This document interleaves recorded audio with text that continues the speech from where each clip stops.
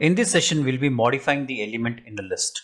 So we are taking the same example for flower and the list of flower names, right? So these are the elements within the list, right? So you have rose, lily, sunflower, jasmine, and lotus, right? And you have the 5 flower names within the list that has been saved in the flower variable.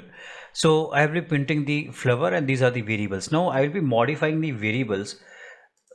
So for that, what you have to do, right? So once again, as we are more concerned with selecting the particular index element, okay, what is the element number?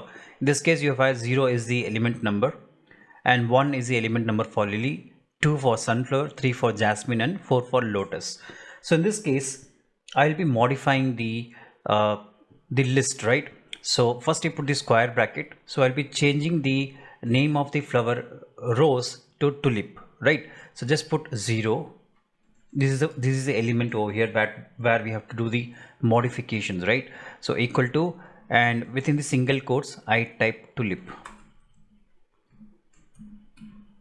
right? Then once again I do the print for the variable flower. We'll say what will happen, right? We'll see what will happen. In this case, I do shift plus enter.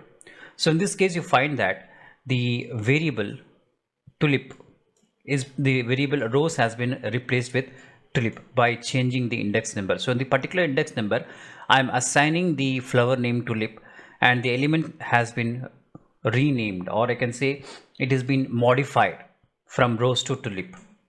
So this is one way of modifying the element within the list that you can do that.